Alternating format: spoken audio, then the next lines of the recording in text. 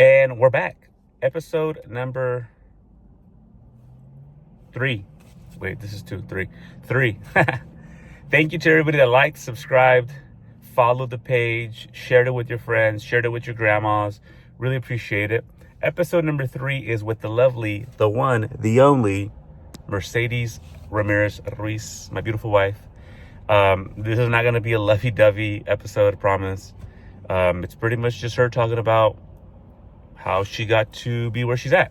So go ahead and give it a listen, and here it is. See it? Okay. Right? Yeah. I mean, It's just so it could be warm in here. It's warm with your smile.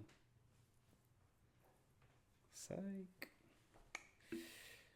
What's up? Is it already rolling? Yeah, we're. Are you gonna be able to crop some of this stuff or no? Nah, we don't crop nothing. Hold on. Okay, because we're talking business today, right? It's not gonna get all lovey-dovey. What do you mean? It's just business. It's always business. Strictly business. Dang. I'm gonna start an Instagram page. It's strictly business. So I'm the third one on your podcast? But you're the first one in my heart. You know what they say? What? The third time is the charm. The third time is the charm. Third time is a charm. That they do say that. Like you're. Do you think things that are good?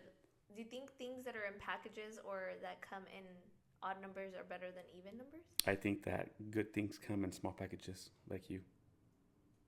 I think if you really think about it, though, because I was thinking this before the podcast, everything comes in pairs. Like if you really think about it. I mean, like in what? What comes in pairs? Shoes? Like everything. Socks? Like you got 2 eyes, 2 ears, 2 feet. In my position, I only got 1 hand, but it's 2. But you make good with that 1 hand. Ha ha! I laugh a little bit. But I'm not laughing. But you know what I mean? Jelly. Like cars have 2 tires, but I mean they got 2 double tires, but it's 2. 2 double Bikes tires. have 2 tires. Some have 3. Like everything is in 2s. But some bikes have 3. They're called trikes. Partners are in 2s. Relationships are 2s. No. Partners come in 2s, yeah, but 1 and 2 together equals 3. Anyways, you're not getting what I'm saying. But what are you asking? What I'm saying, that everything comes in 2s. You're right. So do you like even numbers or odd numbers? I think I'm an even number. And I think it's in the Bible, actually. But you're always like sending me like 111, 333, 777. No, I'm not. Like what are they called? I have not even sent you a number in a long time. But you know what I mean. Like what are they? Angel numbers? Yes. What does that mean? I don't know. What? They're just angel numbers. But what does that mean? It means like they come in like they repeat? Yeah. Hey, these mics are pretty good, huh? Yeah, they're pretty good. You know me. Anyways, get with the program. What are you asking me today? I'm not Time asking. is money, honey. I'm not asking you nothing. We're here just chit chatting. How was your run today? It was great. Like what happened? Was there like a giveaway or like? Just girls running. Did anybody like sprain their ankle? No, Thankfully? everybody was good. There was a lot of girls showed up. We ended up getting, I think, like 50, 60 girls. Everybody understood the assignment. They all were red and they all look cute. And we ran 3 miles. Some of them walked too. Some of the girls brought their moms, so it was really nice. Everyone and their moms was out there. Pretty much. Literally the same. The cuadrilla was out there. All the bitches were running, in a good way. All the females. I mean that in a good way. In an endearing way. But it was really good. And then Hola Cafecito was popping, man. Hey, that place has been popping for like the past 3-4 really weeks. Good. The vibes were vibing. I mean, they were playing like some freaking, I don't even know, Chalino up in there today. Sanchez. I don't even know what it was. Maybe Tucanes. I don't know what they were playing. The They were Tijuana. playing the jams. But yeah, they've been popping ever since they opened. Even when they did like the soft open, like everybody and their moms went. Like it was pretty cool. dope. I like it. I like the vibes.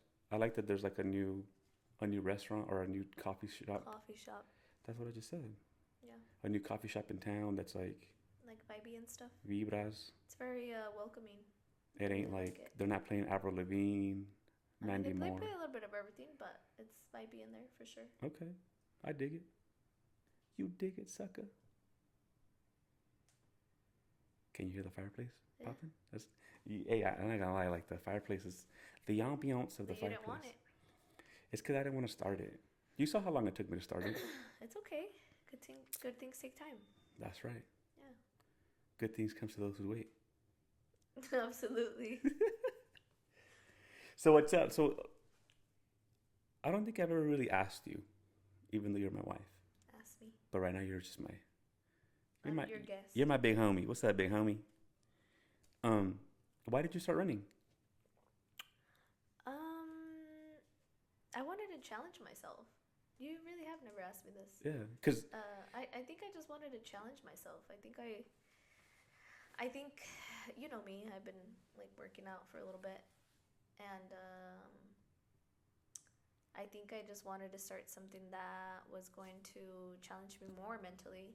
I mean, I know, doing weights and stuff is too, but I also got a little bored at the gym, so I think I just wanted something else. And I kind of saw all the girls running, and I'm like, why not? Let's give it a try and see if I like it. Yeah. And that's when I joined the Sisters Club, and they're a really cool group of girls, and just started running. Did you run for the aesthetic? Because you wanted to look cute, you know?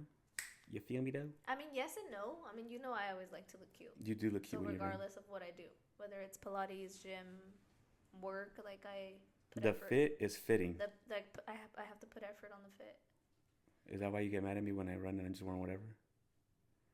I mean, low you key. just don't want to look like you just woke up, you know? I want to look like Rocky. You ever watch Rocky? Say yeah.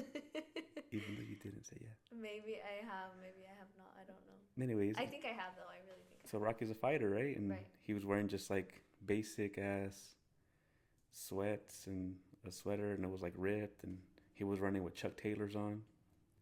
And that's okay. But I'm sure he looked good in his Rocky way. Yo, Adrian. Probably. And then in the Michael B. Jordan one, he's running and he's wearing Jordan, like all Jordan gear, you know what I mean? Mm-hmm. So it's like he wasn't looking bummy like he was in 1976 or whenever the original Rocky came out. Yeah, he was feeling himself then after. Michael B. Jordan. Wait, when you feel yourself, the fits get better and better, you know? Are you in the building and are you feeling yourself or not? Yeah. All right, I see you, Mac Dre. I pulled up with my silly missing. Okay, 2 Chainz, I see. But like you just, I don't know, like you're right. I didn't ask you, not because I was trying to be mean or something, but I was just like, you were like, I'm gonna run. I was like, go for it, girl. You go, girl. And then when you're like, hey, I'm gonna sign up for was it a 10K or 5K? The one in Santa Cruz? Yeah. I think it was a 5K. 5K? Are you sure? It was 6 months. It was 10K. It was the 10K. And I was like, fuck, man. That was fun. It was cool. Like it's all mental though when it comes to running. I've definitely I mean, yes, there's a lot of other things like breathing, and you gotta train your body, get the endurance up, but at the end of the day, it's really mental. I mean, look at you did it without training that one day. Yeah, and like I told you, like I wish I would have just kept jogging at least, because like when I stopped after like 2.5 miles, 2 miles, I stopped and then I walked for like a mile and I got cold. Like, because obviously like it was overcast, so there was no sun, nothing, and like I stopped running and I got freaking cold, and then I tried to run the last mile, or the last 2 miles, 2.5 miles, whatever, and I just couldn't. Like I would jog a little bit, like quarter mile, and then I would walk. I was cold already, like I was literally like freezing, and then when we had like the last bit to go, go to the other side, take pictures of me. So like that one. Take the picture. That BZ was in front. My bad. I don't even know what you're talking. I don't even know what part of the run you're talking about. The end, before the finish line. I don't remember. You were like, run in front so you can take a picture of me. I was like, you right, player. And then I ran hella fast. And then I crossed, and then I turned around, and then I couldn't find you. There was hella people. I don't remember, but yeah. I'm proud of us though. We finished like in the middle of the pack, and there was like what? There was 16,000 people. I don't even know. That was like forever ago. I don't remember what I did like last week. You're asking like a year ago. Do you know what you did last summer? Not really. Like I had to think about it really hard. Did you ever watch that movie or no? It's a scary movie. Oh, I don't watch scary movies. I know. But yeah. So what do you got next with the running club? They're hosting their 1 year anniversary. When? Or you mean like me collaborating with them, or what do they got going on? Yeah, like what do you got going on with them? Nothing. Nothing yet? No, that was just a one-time collab. Are you gonna join them for their 1 year or anything like that? Yeah, I think so. They're having it in 2 weeks. Okay. Right here, or what? They're gonna do a Mhm. 3K, 5K, 6K? I don't know what they're doing. I don't know how long of a race, but they're celebrating their 1 year anniversary, April 13th. Go ahead and give them a follow. Like, share, and subscribe. How was golfing today? It was cool. Yeah. You saw the pictures. Sylvester got down. Sylvester pulled up. He hit the angles. That's cool. You know. It was a nice day, sunny. It was sunny. Do I look sunburned or no? Not really. A little bit. A little bit. I wore sunscreen. I listened to you today. Good. Always wear sunscreen. Like before I left, I was like, I gotta put sunscreen. I don't want to be out here freaking hella hot or whatever. Yeah. You're not telling me what I want to know. Well, what do you want to know? I need to know everything that happened on the run. I wasn't there. I mean, it was not much. I was over here trying to support just you. run. I was like, did you need me to be there or whatever for support? You were like, beat it. I don't need you there. It's an all girls run. You can't go. I was pretty heartbroken when you told me that. I'm not gonna lie, like I was low-key hurt. I mean, what did you want to do? Like, I don't know. I wanted to pretend like I was protecting you, you know? From who? From this evil world. It was a girls run. It was a women's empowerment run. I'm not crying. I don't know if my eyes are. Uh-huh. I'm not crying. My eyes are freaking like the They're freaking like itchy. the content. I think it's the freaking fire. But no, I don't know. I just talk about the giveaway. What did you guys give away? Who gave away what? Who won? I mean, I don't know what you want to know. That's why I'm waiting for you to ask the question. You're the podcaster. Who won? You're the host. Who won the prize? Her name was Monica, not Monica Vasquez. She won a basket full of a lot of makeup, and all the girls here gifted the certificate, and then she got a one-on-one lesson with me to do her makeup. So you ended up doing the one person wins everything? One basket? person does everything, yeah. Oh, okay. Yeah, just one lucky winner. That's pretty Why cool. not, you know? Yeah. And what was in the little goodie bags that you gave out? Oh, they got a headband, and then they got a bunch of like running stuff. So like running blisters, like for running. Running like blisters. Foot blisters or something, like for when you run, so you don't get blisters. I don't know what that is. It was pretty cool. So it's like running just stuff. Just like goodies, yeah, just goodies. Like deodorant and okay. Hydration packages. Ooh. Just little goodies, nothing crazy. Little something. So you're just like a jack of all trades. You just do it all. I mean, kinda, yeah. How did you get to be where you are right now? Like, where did you start? Like, where did I start my business? Yeah. Like, originally, when did you start doing brows and stuff? Well, it goes before brows. Okay. So, makeup. Talk to me. 2009 is when it kind of started. Well, I mean, before that, I always liked makeup, but I guess I would started what I was doing in 2009. I just started doing makeup on just random people, like friends and family, and you know, just kind of when you start something, it's always just your family, your friends. Yeah. Then when I went to beauty school, I really wasn't doing much because I had a job, just a regular. I call it a big girl job, you know, an 8 to 5. I was working in a construction company, and it's usually they call it a 9 to 5. But you work 8 to 5. I know you said 8, but Isn't it usually 8 to 5? No, because people are like, I'm gonna go to my 9 to 5 job. Oh really? Yeah. I thought it's 8 to 5. That's what you worked, 8 to 5, because then they give you an hour for lunch, right? Oh. ¿Ves? 8 horas ahí están. Órale. I mean. Anyways, I was 8 to 5, so then I took lunch whenever I wanted. So. Damn. You know, and so yeah, and then went to beauty school, and then I decided that I needed to leave, because if I didn't leave, I was just gonna get stuck there, doing something I really didn't feel my passion, didn't feel what I wanted to do. The 9 to 5. Yeah. But that paid your bills. Yeah. Like you were fine. Like you weren't struggling. I was set, like super set. And you just took the leap. You're like, I'm gonna go do makeup.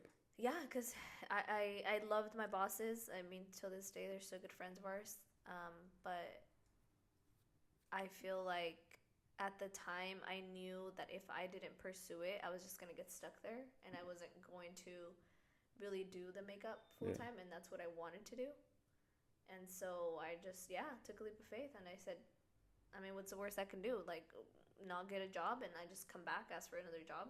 Like, I feel like I always, in the back of my mind, I always told myself, like, there's jobs out there. Like, if this doesn't work out, I can always just come work retail, or, I have the office experience, so I can always come back and work in an office. Yeah. And so you left there, and where did you go? I was still living in Sacramento, going to beauty school. Yeah. Quit there. I worked in Galt, and then I started applying at just like jobs like Macy's and stuff. And then they denied me because they said I didn't have the makeup retail experience. And so I kind of got a little discouraged. That's when I was kind of like, dang, what did I do? Like, I shouldn't have done this. And then at the time, my cousins had moved to Texas, and my cousin Aggie was like, you should come to Texas, work over here at Dillard's. They paid like $20 an hour. I was like, what? I mean, at the time, this is 2009. I was like, it's amazing. Yeah, minimum wage was what? Minimum like at the time $9? was like, no, I think it was like $10.50 here in California. Oh yeah. So I was like, what? Like they pay like, no, I'm probably exaggerating. It was probably like $17 an hour. Put crema on the tacos right here. But Midland, has always been a place where there is money, and there's oil fields, and so there's a lot of money there. And so at the time I didn't know that, but Aggie was like, you should come.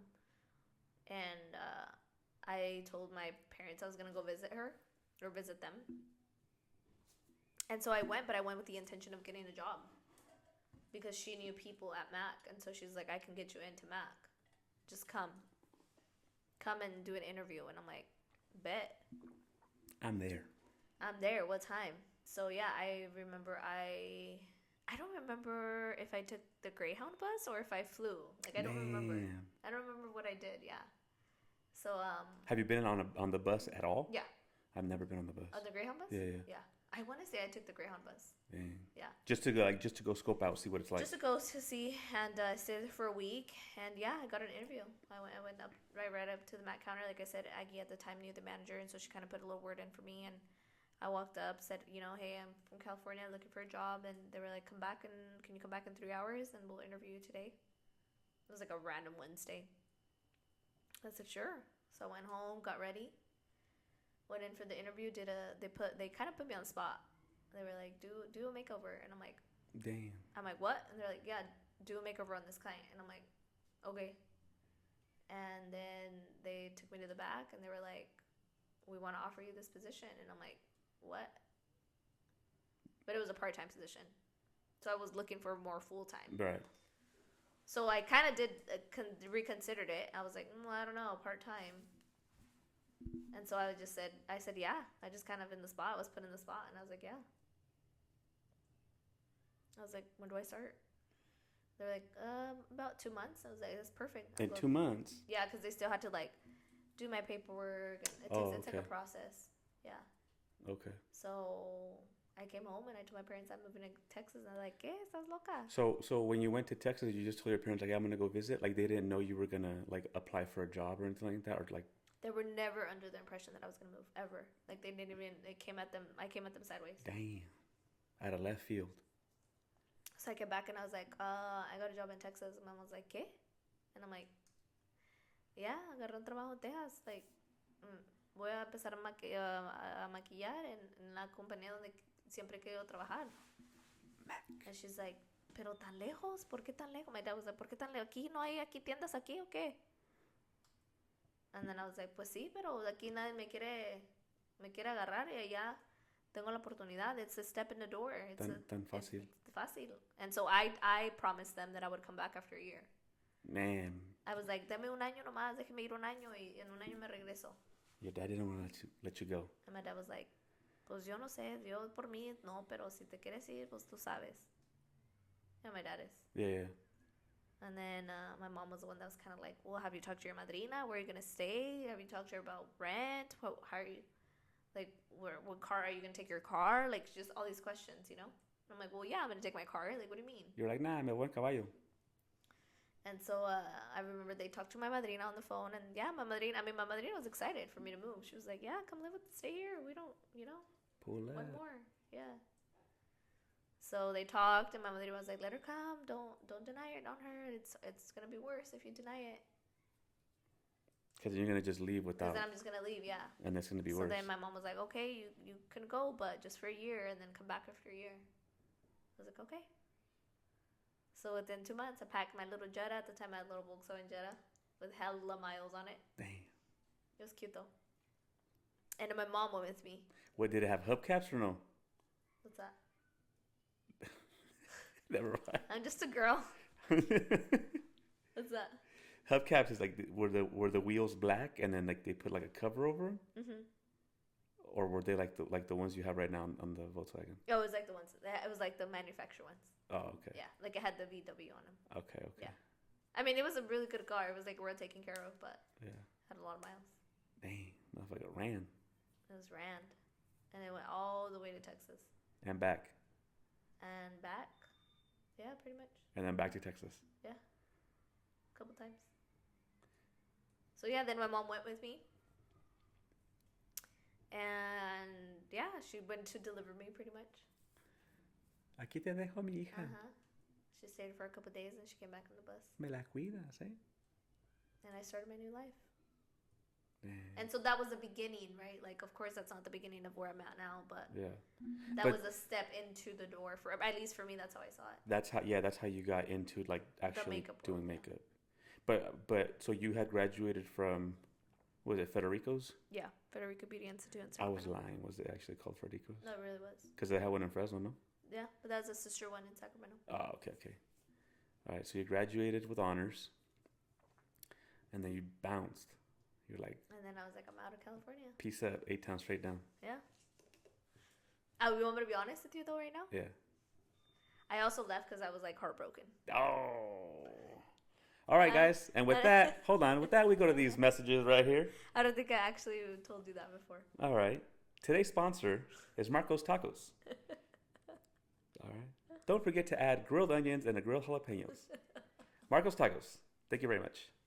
Hold that thought for a minute. And we're back. So tell me about this heartbreak. What happened? Yeah, so I was like a little heartbroken. So it was just like a impulsive moment. Whenever Aggie, it kind of just fell into place. Honestly, I'm a firm believer. It just happened for a reason. Yeah.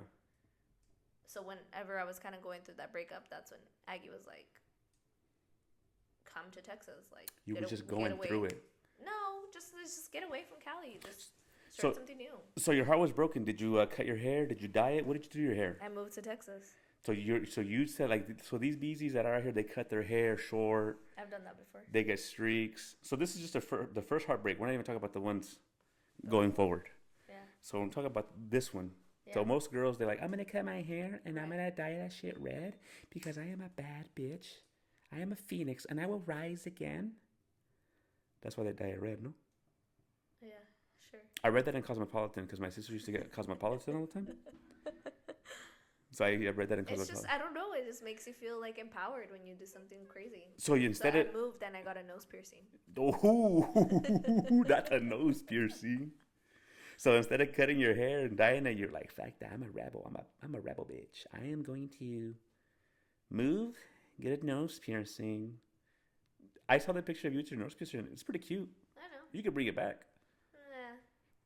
It's old for that. Once you're 30, you can't do that, huh? Yeah, I don't know. I just feel like that was a phase I lived and that was it.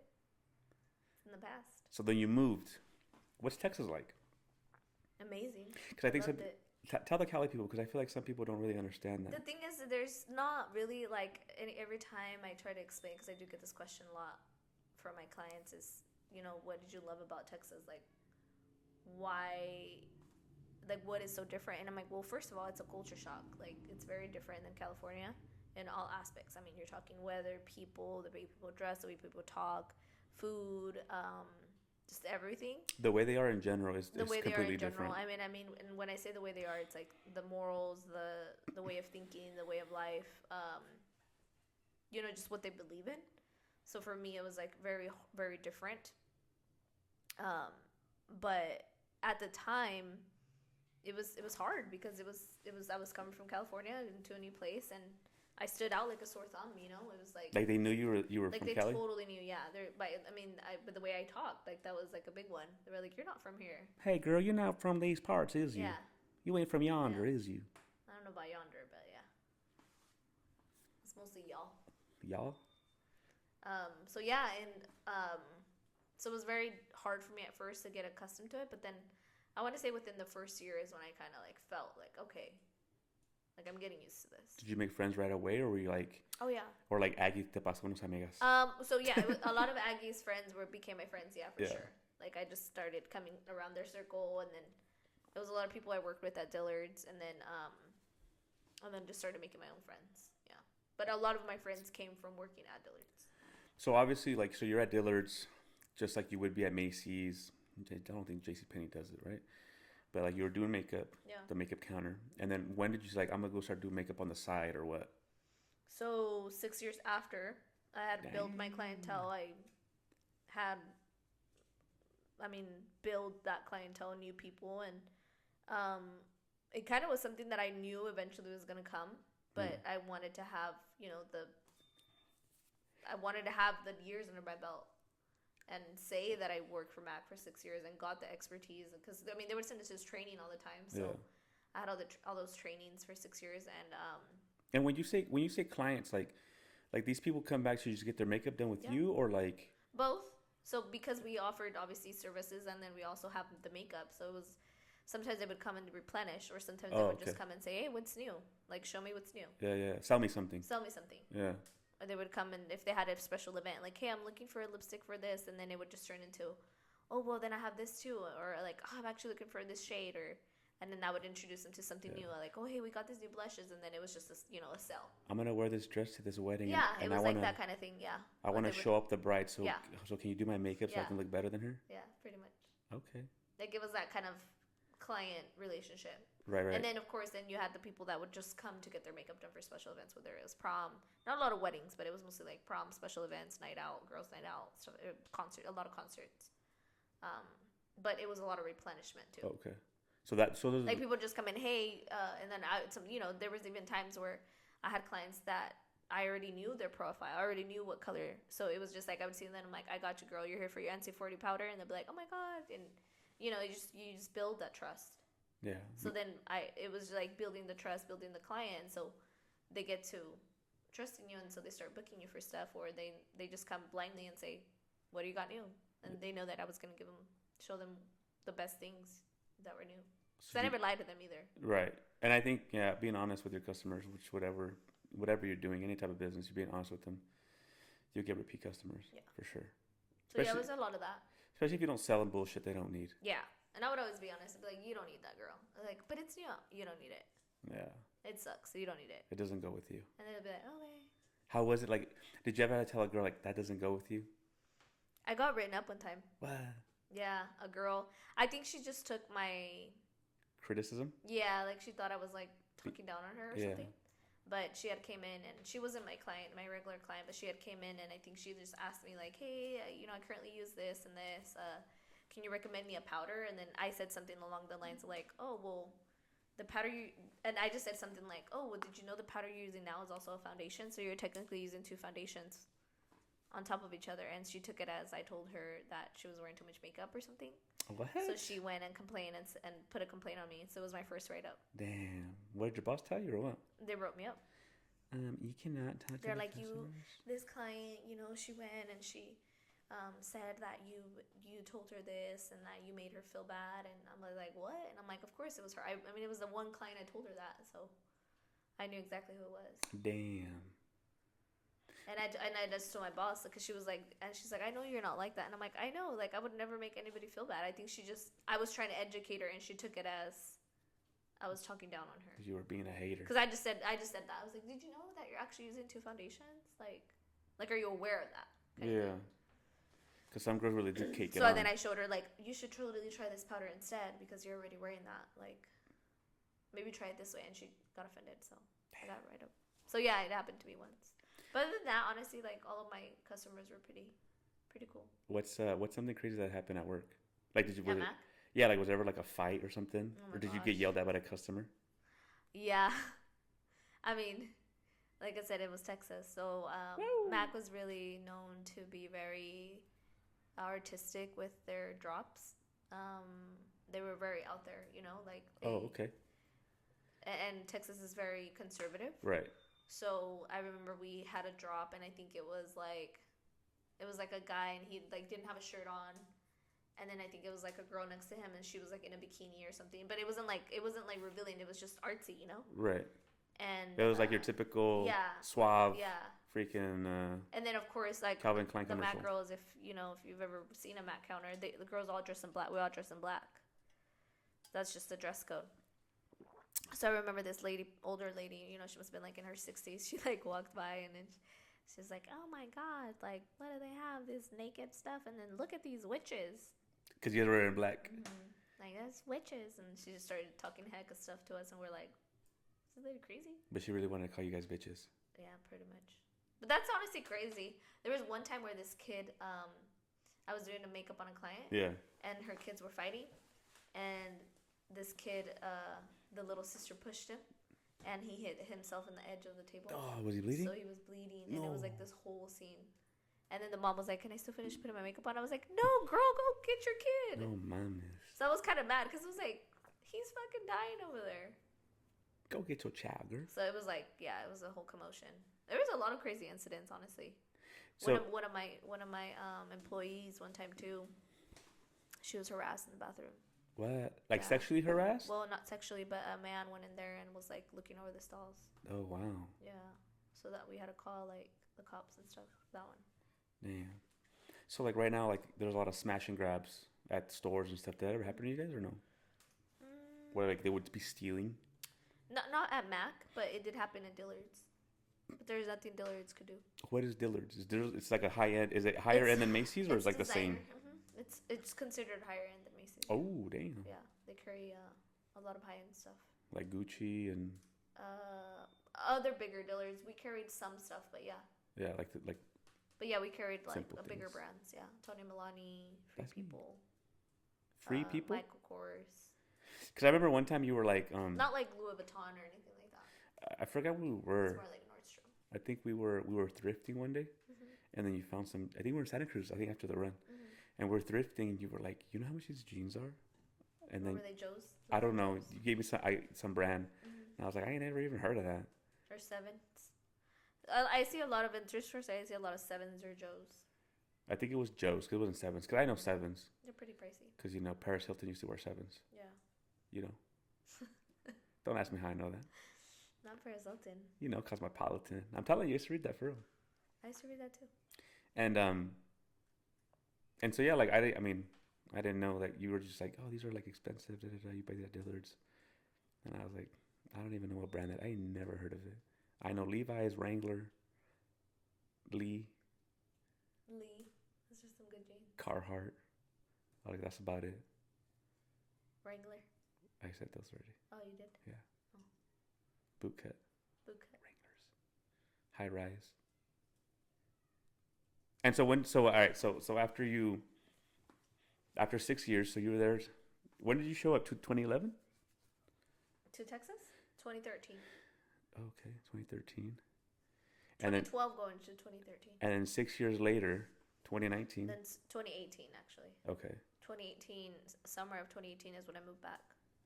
And no, but you were about. So what I'm saying is, like, when did you start actually doing makeup, like out of Mac? Since the whole time I was working at Mac. Oh, so it was your side hustle the whole time. Yeah, it was my side hustle the whole time.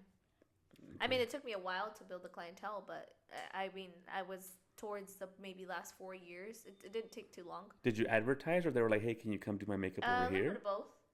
Like they just at Mac, I just started saying like, "Why are you smiling?" Because I want you to talk about the strippers. Oh, well, yeah, we'll get to that part. We'll get to that part. The rippers. So yeah, I started just seeing clients, and then so that when they would come in and like, if they would be like, "Oh, well, can you do my makeup tomorrow?" And I would be like, at the time I was managing the counter, so they actually didn't allow me to do makeup anymore on the floor. So a lot of my clients would get upset because they're like, "What do you mean you don't do makeup? Like, well, can you do my make? And I'll be like, well, I could book you on the side, and then that's how I kind of started getting more bookings. Yeah. And so then I would do that like on the weekend. So it was long days. I would work. Sometimes I would work 16-hour shifts, 5 a.m. Go to a bridal party, go to work, close, come home. I wouldn't get home till 10:30. Man. So it was 15, 16-hour days. That OT. Like that hustle. But yeah, so the strippers. So like I said, Midland, Odessa is a very known town to have money. Like they're wealthy because of the oil field. So yeah, there's a lot of nightlife, and there's a strip club in Odessa, and it's also very known to people just go there and party. Like that's just where everybody kind of after parties. They don't close till 5 in the morning, and it's a BYOB, so you can bring your own beer. Oh, I thought it was bring your own bitch. I mean that too. And there was one night where I was closing, and it was funny because one of the girls was like, oh, that girl's gonna want makeup, like, and I'm like, who cares? We're like, we still have an hour to close, like, you know, you close and then I'll do her makeup. So she already knew she was gonna come in for makeup because she could tell, she wanted makeup. So she was like, hey, can one of you guys do my makeup? And I was like, yeah, I got you. What do you want? And so I did her makeup, and we started talking, and she's like, you know what? I'm a stripper. I work at the strip club at Jags. She gave you her card. It's called Jaguars, and so I work at Jags. I'm like, oh, that's cool, you know. Started talking, and she's like, yeah, if I come back tomorrow, will you do my makeup? And I'm like, yeah, I got you. Come back. I was like, all you gotta do is just buy me $50 worth of makeup. It's usually a pair of lashes and a lipstick. It's like to touch up with. Right. So she's like, okay, I got you. Hold on. A lipstick and some lashes is $50, and this was in. It would add up a little bit. Like it was like probably like $40 and some change. I am so happy. So it would be like a lip gloss, a lipstick, and some lashes. I'm so happy I'm a guy. I know. Cause like. It's expensive. To be a bad bitch is expensive. Yeah. I just wake up, brush my teeth. Not being a bad, it's taking care of yourself. Right. I'm sorry. So the next day she comes, and again, same girl. I don't remember her name, to be honest. I think I still have her saved on my phone. Her name was probably Portia. No, her name was like Cherokee. All right, everybody, welcome Cherokee to the stage. Sasha? I don't remember. Sasha Mack? It's gonna be hard for me to remember her name. But anyway, so she came back, and then I did her makeup again, and then she goes, I know this is a lot to ask, but if I come again tomorrow, will you do it? And then I was like, yeah, like I'm down, like whenever you want to come, I'm here. And she's like, or how about you come to me? And I'm like, okay, like, and she's like, you know what? I'm gonna give you my number. And I was like, okay. So I took her down her number, and that night she texted me when she was at Jags, and she's like, hey, I talked to, I think they call them like moms, like house moms or something like that. She's like, I talked to the house mom, and she's okay if you come to the strip. And then I was like, what? And she's like, yeah, like if you come to the strip club and you do makeup here for the girls, like would that be something you would be interested in? And then I said, well, I mean, it just depends, like how many girls am I gonna get, you know? She's like, well, it could be where I let them know you're coming, and then they can see if they want their makeup. And then I was like, okay. And she's like, what would you charge us? So I started giving her my prices, and then I said, but if they want something like just lashes or just eyeshadow, like I can always cut you a deal, and maybe I could just do that. And she's like, okay. So she's like, can you start tomorrow? And I'm like, no, like I have a schedule, like I'm managing, like I have to move my schedule around. Like let me see what I can work with. She's like, okay. Damn, she wanted me to work. She wanted me to come in like at 4 p.m. and be out by like 3 in the morning. I'm like, I can't do that. You work all night? She wanted me to work all night, yeah. Because I mean, they're there all day. Damn, they're out there fucking just getting sweaty, so they need touch-ups every hour. They start getting ready early, and then they start dancing like 7, 8 p.m. Yeah. And yeah, so I think I went in like that following week. And I think I went for like the first night. It was like a Thursday night. And yeah, I showed up, and I did her makeup. I was really intimidated, to be honest, because I mean, they look mean. Like I was like, oh my gosh, like I had been to the strip club before, like as just a regular person, but I'd never been like in the back. You made it rain on them hoes? I was like backstage, you know. You saw how the sausage was made. Pretty much. Okay. And yeah, so it was a lot of girls. It was always busy, and I think honestly, like it kind of put things into perspective to me, because you know, like we go to the strip club, we have a good time. Like I said, it was like, the thing is, people say like, oh my god, you would go to the strip club all the time, but it's like we never saw it as the strip club. We saw it as a club. Yeah, because like because there it was, I don't know, I've never been to a strip in California, but there in Odessa, it was like a club. Like people would just regular people would go with their girlfriends or they would celebrate birthdays. Like people were just clubbing. Like the music was good, and I mean there was booths where people would have the girls, but there was people over here that were just literally dancing by themselves, like just having a good time. So Yeah. it was a club. Yeah, It cause was the after club. like me and my buddies, we used to go to like when we were younger, like I think right when we were 18, we used to go to the to Gold Diggers and then uh, City Lights in Fresno, and we would realistically like we wouldn't go to get lap dances. We would just to hang out. Yeah. Like we might see a titty or two, but it was just like just to hang out and just chill. Yeah.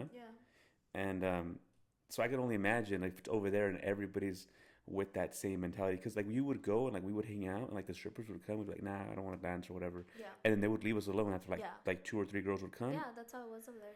And so like I'm saying but then here like there's guys obviously wanting dances left and right, and then they would see that we wouldn't want anything, like they would just leave us alone, like they wouldn't even talk to us anymore. Yeah.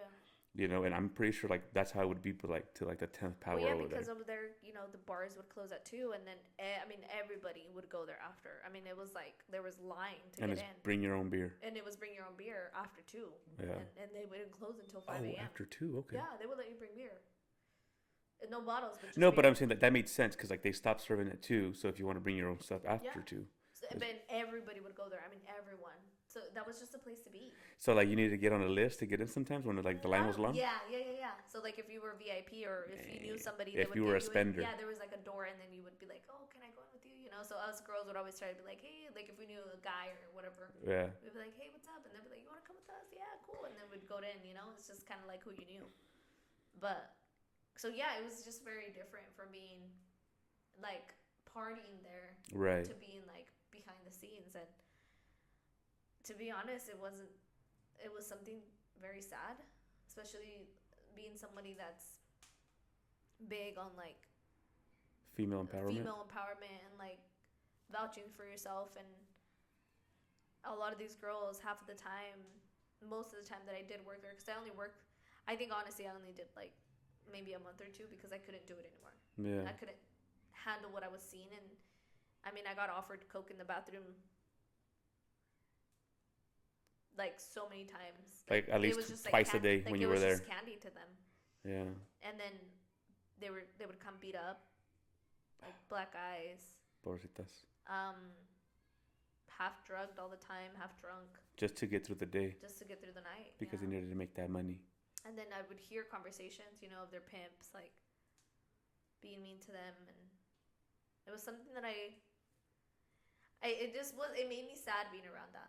So do you think it's better now that there's like OnlyFans and like maybe they don't have pimps and they're getting their money on their own? Like I've never judged. Like honestly, like when I also did work there, I saw both sides, right? Like obviously I saw the side of girls like being beat up and stuff, but then I also saw the girls like they're making their money. I was gonna ask you that too. Like I don't I support that. Like a lot of people may look at strippers as something bad, but to be honest, most of these girls were probably had come from bad families. They come from families that maybe are broken, and they come from probably parents that didn't love them, or maybe just girls that want to get in their bag, like because I mean they would make money. There was a lot of girls there that would come from like Miami, Las Vegas, Dallas, like just to be in Midland, Odessa, because there was just so much money. Right. So I admired that. Because I'm like, get your money, girl. Like, go out, dance for an hour, and then rack it up. Yeah. So I've never seen strippers as something bad. But what comes with it is what is bad. Right. Because you don't know if that's the life you're gonna get or not. Yeah. But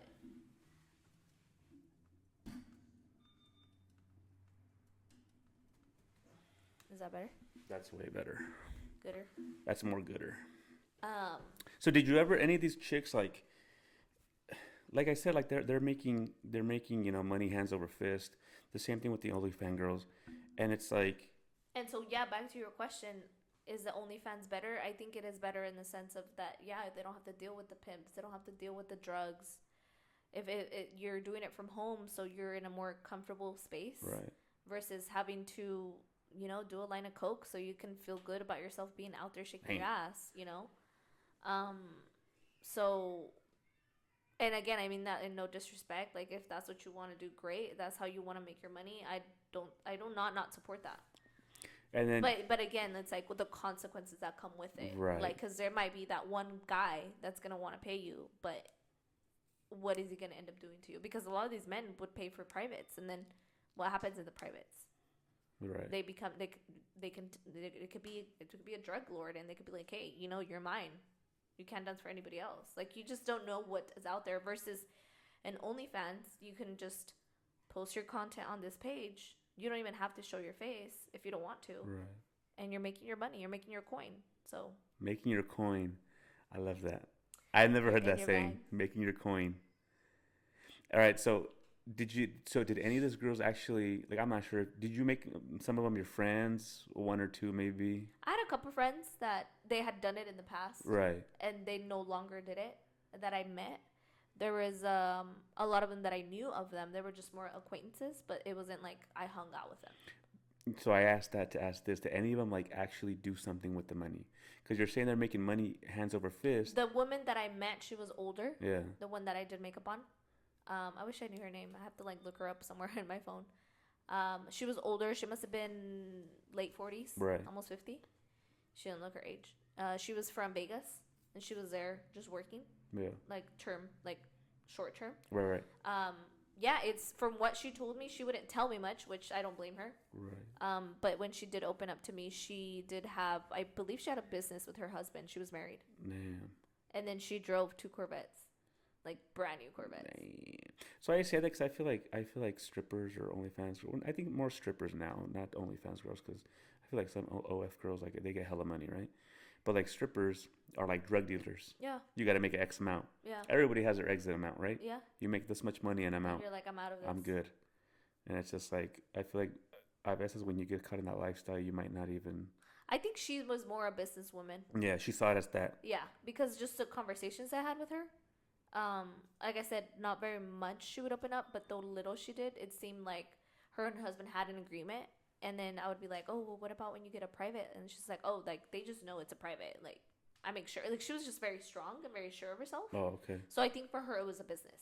Like, she's like, I'm here like to get the bag. Like, she legit is just like, get my bag, get out, go home with my husband. Yeah, I'm not going to be here. And like I said, she was from Vegas. So she's like, I'm just here to, like, I'm not here year round. Like, I'm here 3 months, get my money. Maybe she had like an amount. Maybe she's like, I'm going to save $50K and then go back to Vegas. As soon as I hit the 50, whether it be in 3 weeks, 3 At least months, this is what I got from her. Right. Yeah. Yeah, I mean, that's but like I said, smart. a lot of the girls that would show up, it was like they were there because they were lost. They didn't have anybody. They were pimped out. Nah, I think it's the same with guys. Like when guys go into like the gangbanging and stuff, it's like they want a home, they want a family to look for that. And I mean, I don't know if the girls that they're looking for a family, but they're looking for self-worth. Probably same thing with guys. Yeah, that's probably like the little self-worth that they get. Yeah. But like I said, I never seen, honestly, I've never seen stripper as a bad thing. If it works for you and if you have a partner that he's okay with it, I mean, at the end of the day, it is what it is. So you went from strippers to brides? Brides. Yeah, brides. I've always been brides. Oh, dang. Strippers to brides. Maybe one of those brides has been a stripper in their other life. Who knows? We all got secrets. So after you left Jaguars. All right. I didn't leave because I had my job still. It was just a hustle for me. So when you stopped the side hustle, we get it. It's a side hustle. You don't have to emphasize it. All right, everybody, welcome Mercedes to the stage. Can you imagine? Oh my gosh. That's right, guys. That's right. Show her some love. So when you go to strip club, they're like, show her some love. That means throw the ones. I actually liked when they would like announce. I was like, that's so cool. I always wanted to be a DJ at a strip club. I would always say, like, I would always think to myself, like, if I was a stripper, what song would I come out to? What would it be? Because I would always hear their songs, and I would be like, oh, that's a sick ass song. So, all right, so I would probably come out to like a Migos song. I'm not lying. So one time I went to a strip club in the Bay, and this bitch came out to a sick ass song. I said, hey, if I pulled out my phone, let me Shazam. Yeah, they got good, like, honestly, strip clubs, they got some sick ass music. Like, I remember being like, damn, that's a sick-ass song. And then you always know what type of club it is. Yeah. So, for example, City Lights, we should go one day. We should go to those clubs. I'm down. All right. So, City Lights is more like of a conservative, right? Mm-hmm. A conservative club. And then Gold Diggers is more of an urban club. So a little ghetto. No, urban. Ghetto. No, urban. Ghetto. Ghetto fab. Ghetto fabulous over here. Jags is pretty ghetto. Okay, but so what I'm getting at is they would play rap music at Gold Diggers, and then at City Lights you would hear some pour some sugar on me. Timberlake or something. Yeah, stuff like that, and it was kind of like yeah, okay, whack. You don't vibe to that. If you wanted a big booty, you go to Gold Diggers. Yeah. If you wanted big boobies, you go to City Lights. Yeah, like I feel like the reason I found Migos was through the strip club. All right. No, I think you found 2 Chainz first. 2 Chainz, yeah. Yeah. I went to a 2 Chainz concert in Texas. Yeah. I think that's when my love of 2 Chainz came. Yeah. Yeah. So you pulled up to the scene with your ceiling missing. Yeah. All right, I feel it. So after you decided to stop that hustle, what hustle? Then it became, like I said, being more full time with brides, and every single Saturday it was booked. I mean, that many people get there married? was probably not one Saturday I didn't work. That many people get married in Midland or what? It's just Midland is one of those places where like girls get ready for anything. I mean, you're talking birthdays, brunch, concerts, and here it happens, but not that often. Like nobody is gonna really pay me to go have brunch with their friends at 12:00. In Texas, girls would pay me because they wanted to look their best. They wanted to look good. I mean, they have the money. They don't have a problem spending it. We have dinner lunch tomorrow. Don't forget. I don't know. I know what brunch is, but I don't know how you call it dinner lunch. Dinner? Just dinner? Dunch? We call it dunch? We just made that up today, dunch. But yeah. And so you'd be out there just at the club, not the club, I'm sorry. In the club, we all fans. I'm sorry. So after you stopped that, you were just doing brides, and then when did you decide to come back? 2018. Well, 2017, I started deciding that I wanted to come back, and then 2018, that's when I was like, okay, I think I'm ready to go home. You missed home? Yeah. You missed your friends? No. You missed your parents? My family, my mom and dad. Yeah. At the time, and sorry, Esau, to say this, but at the time, that's when Esau was going through rehab, and I just felt like I needed to be home with my parents and him. Yeah.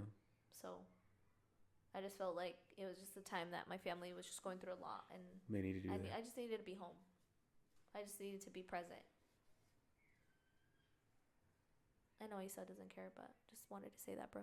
Love you. Don't worry. Proud of you. He's gonna be on here.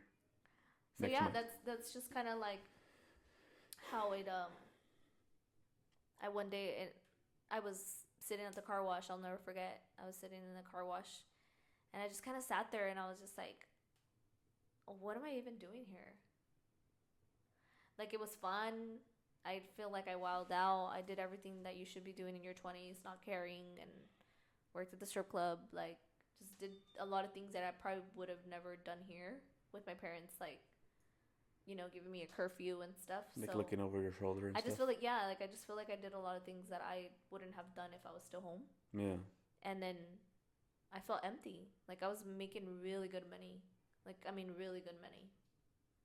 And I just felt empty, and I was like, I could just ask myself those questions, like, do I see myself here in the next 5 years? I'm like, I see myself here, but with my family. I don't see myself by myself. Yeah. Like, yes, I had my madrina and I had Aggie and them, and I'm so grateful for them, but it was, at the end of the day, like, it wasn't my mom and dad. Yeah, like, you have family, but it doesn't feel like it's yours. And then the kids, like, Edgar started having kids. I think at the time it was just Gorda, and she was maybe 2018, so she must be, at this time she was 2. I think Mari, so that's what it was. Gorda was 3. So I remember having all these thoughts, and then I was like, you know what, I think I'm gonna go home. But again, I still hadn't told my parents. I still hadn't told my clients. I had already left Mac. I had already completely left Mac. And I remember that week I got a phone call from Edgar, and he never calls me, so I was like, what the heck? So what's up? To this day, we started talking, and he's like, hey, how you been? Blah blah, this and that. And he goes, me and Maddie have something to tell you. And I'm like, what? And he's like, you're gonna be an aunt again. And that just kind of confirmed, okay, I gotta go home. Edgar's having a baby, Issa's going through a tough time. I was not sure if I wanted to stay there, so I was like, okay, like this is my push, like I'm going home. So that same day, I called my mom and I was like, ya me voy a regresar, and she's like, I pensé que nunca iba a escuchar eso. I'm coming home. Yeah, so they were really happy. And yeah, I just started telling my clients I'm leaving, and they're like, you can't leave, and I'm like, okay, I'll be back. And that's when I started doing the traveling back and forth. And it was just makeup. At the time, no, I was already doing brows and makeup. So I had already left Mac. Right. And I started working in the salon with one of my clients' salon. Right. And then I was doing brows there, like Monday through Friday type thing, and then makeup on the weekends. But how did you start doing brows? Because you were just doing makeup. I just picked it up. I just one day posted it on my Instagram. You like, I need somebody with.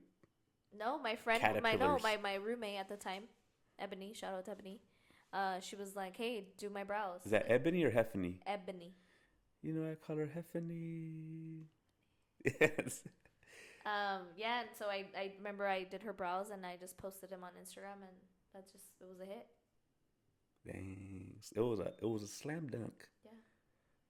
Like you just on the first try you did brows and then you were just perrón. Because I think my clients are already like asking me for that stuff, because they were like, "You're good at brows, like you good when you fill them in. Can you do them for me?" And I'd be like, "No, like I don't tweeze, I don't wax." And so when I post it, they're like, "Wait, you're waxing now?" And I'm like, "Yeah, come."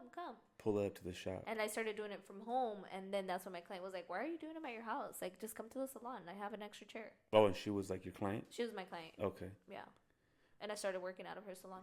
Dang. And then you would do makeup and brows, or just just brows? Both. Okay. Makeup never stopped. Makeup, I was always busy. Okay. I was very grateful. I was very, very busy with makeup, and then I was part-time with Mac. I mean, with brows, I'm sorry. Yeah, because I remember you would travel back and forth. So yeah, that's when the whole traveling started, is because I moved back, and I mean, I didn't have any clients here. Like, I literally was new. Like, I didn't know anybody. Nobody even knew I was back. Nobody knew that they were like, "Wait, I thought you lived in Texas. Like, you're back." So it's like starting from scratch. You were Miss New Booty. So that's when I started like traveling back and forth. Yeah, because I remember like at this time, so we met through mutual friends, and then like I remember, because they would always hang out with you, but I would see them like I would see you like on their Snapchat or their stories or their posts. So we never really officially met until like forever later. You already had a crush on me. Relax. I'm a man of very few words. Okay. I don't even know what I was gonna say. Anyways, so I remember like I would see you. You would come and go every now and then. Like we would never cross paths because you were, like you said, traveling back and forth, and then I lived in the Bay Area, and then so like we would never really ever cross paths. And so like you would come for how long to here and then go back to Texas? Well, that first year, 2018, I want to say I came back that summer. I came back like in March, and then I went back in the summer. So then I think I went back like, let's say June. And then I would stay there for 2 months, and then I would come back. And then I would go again in the fall, and then I would go for 2 months, and then I'd come back. And then you go to Mex for a month and a half. So yeah, I would spend like 6 months in Texas and then 6 months here. But when I would come here, I wouldn't do anything. Really. Yeah. I would just... You would try, or? I would try, but I really didn't have a lot of clients. It was like here and there I would have makeup from just people that were like, "Oh, you're back? Okay, can I book you?" Yeah. But it was not as consistent as I was in Texas. So I'm like, when I was running low on cash, I was like, okay, I got to go back to Texas, like make money. And so I would go for 2 months, make my money, and then come back. And then I would be good for another 2 months, and then I'd go back. I think the story of the stripper, I think... That's your story, huh? That's you're lying to me. I was the stripper? Yeah, you were the stripper? I was the stripper. You were lying to me? I was Sasha. You were Sasha? You were Sasha Mack? Yeah. I should have done that, huh? But, no, that's pretty cool. Yeah. Because, like, I mean, I lived in the Bay Area, and I didn't really, like you said earlier, like, I had family out there, but it wasn't home. It didn't feel like home. I had a couple of friends. I have one good friend out there right now, Rick, and... It wasn't the same as being with the people you grew up with, you know? Right. And like being like close to your parents and like and just being home. It didn't feel right. Yeah. For sure. Like I low-key got a little teary-eyed right now when you were saying that. I know, like, I saw you. Like I was just like, cuz that's how I felt too. Yeah. Like I mean, it's home. Like, you feel comfortable. Like, I was not uncomfortable, but yeah, at the end of the day, it's like it's not your mom and dad. You know, it's not. yeah, It's not homey. Like, it's not. Like, I miss like the carne asadas. I mean, you know, yeah. I miss my mom waking up to like I would still sleep with my mom here and there. I'd be like, "Can you sleep with me?" Like, I Oh, would miss waking up with her. You know, like I would miss like hanging out with Gorda. Like, the little funny things she would do. It's like everything I knew about her was just FaceTime. yeah. And I don't want that. I don't want her to just know me through FaceTime. So we should move closer to Isa, or should Isa move closer to us Isa should work closer to us. so we can all be together? Yeah. Just have a big farm. Yeah, so. So then, when did you open up a shop, or when did you start working out of a shop in here? So then 2018, I want to say that same year, my mom, maybe the next year, maybe 2019, Yeah. my mom introduced me to her hairdresser who worked in Outwater. And she just told her, like, hey, mi hija viene de Texas, esa maquillaje, está buscando un lugar. And she was like, oh, sí, dígale que venga, whatever. So I met her, super sweet. And I started working there. But it was just one of those times where, like, I didn't have a clientele, so it was like tough because nobody really knew. And then it was also an established salon that only had older women. And I mean, and when I say older, I mean they were older, like they were like 45 and up. Yeah. So yeah, a lot of them do want their brows waxed, but they were looking more for tattooing, something more permanent. Oh. Okay. And at the time, I didn't do that. So I think what I would do, it didn't really fit what they wanted. So it was tough because, I mean, I would like try to market myself there, but it was like they just weren't having it. They were like, "Well, do you do tattooing?" I'm like, "No, I just do waxing." And they're like, oh, "Okay, no, I don't want it." And laminations, you still hadn't done laminations? At the time, yeah, I was already doing laminations. Okay. But they just weren't interested in that. You know, they knew what they wanted, and so Yeah. Huevo, they want the tattoos. Yeah, so I just started doing marketing my own way. I got a Yelp page, and Me and Jesse talked about this on the last episode. About what? On the last episode of Old Friends, New Stories. That you're just a great marketer. Yeah, so I just started marketing myself. I just started putting myself out on Yelp, and then I on Instagram. I mean, I would post like all the time, and that's one of the things. Like, I always told myself, like, even though I didn't have clients, I still showed up to work every day. Like if you were... If I had clients. I would go in at the same time, and I would leave at the same time. Damn. And it would suck, because I'd be like, damn, I made no money. And my mom was like, nadie te llegó. And I'd be like, nadie, ma, nadie, no era nadie. How much was rent there? I was paying her, I think I was paying her $500 a month. Yeah. And so, like, you would pretty much just make rent. Yeah. And that's money because I would make it from coming to Texas. Wow.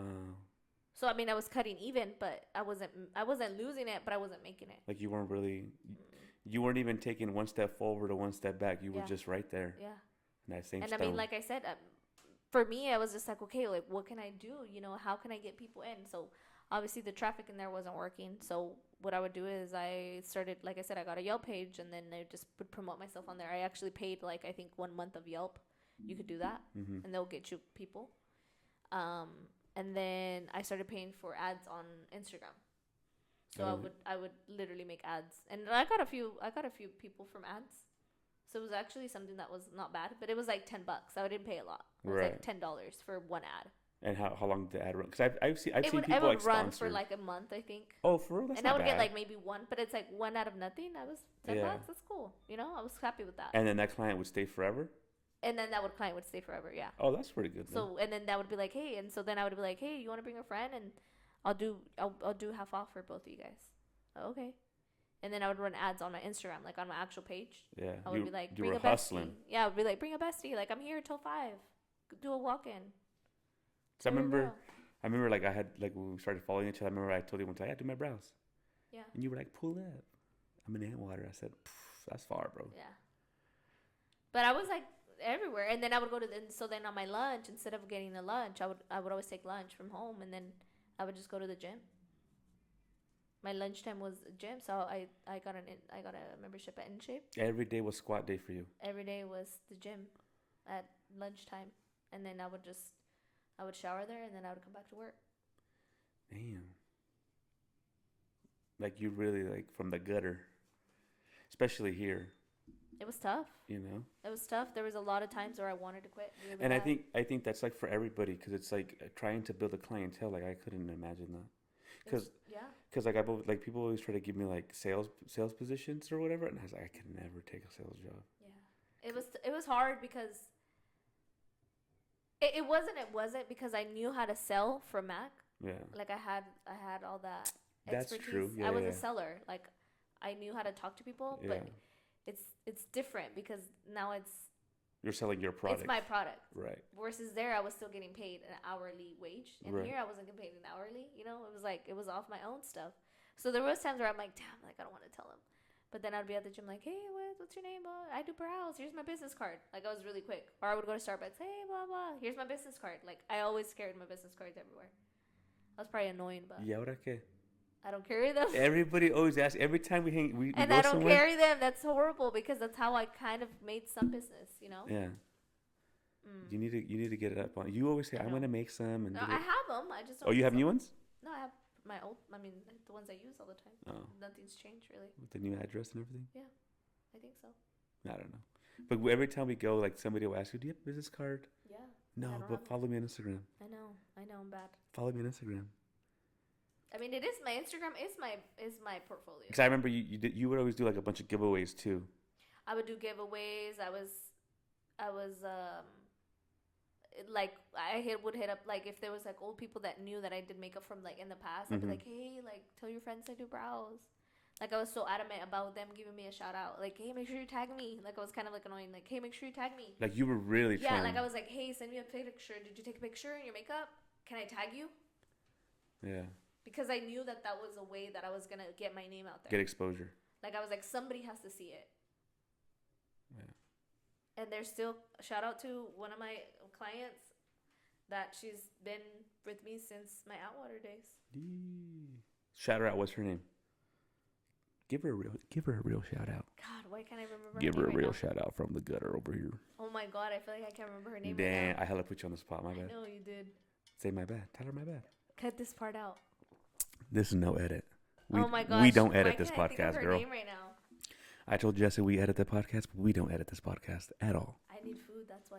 It's raw. I asked you. Moreles. What's her first name? Moreles is her last name. Moreles or Morales?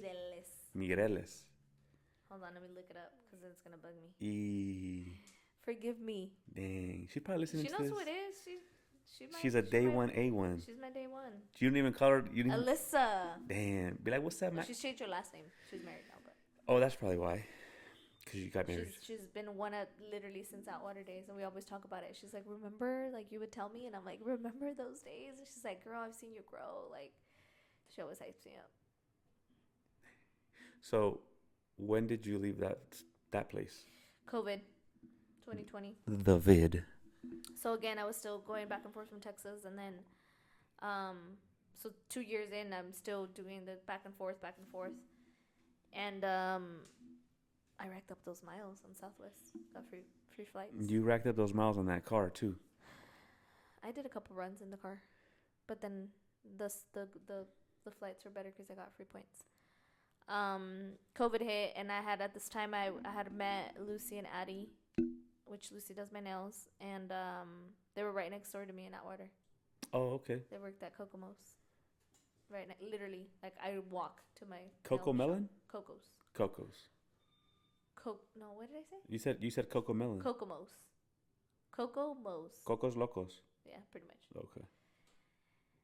COVID hit, and everything closed down. Texas never closed down. So what did I do? You went to Texas. I went to Texas, made my money. Then came back, and I remember being like, okay, like, what can I do? What can I do? I need to work. Like, I cannot not work. There's no way. Like, I need to work. And so I had the bright idea. I was like, why can't I will start doing brows at people's houses, and I just kind of come to you at I don't even think I charged like a fee to come to you. At that time. It was just get me a group of 3. Now there's a fee. Now there's a fee. No, now I don't even do house calls. I know. It's like shit. And that was a hit. Yeah, because I mean, a lot of people were doing like, we'll call it backdoor deals. A lot of people were doing mobile stuff. Or pick up like, or what is it? DoorDash? Door pickup. Yeah. Curbside pickup. Curbside pickup. Yeah, but like a lot of people would cut like hair on the side and stuff. Like it wasn't. Yeah, a lot of people started selling like the candies and the.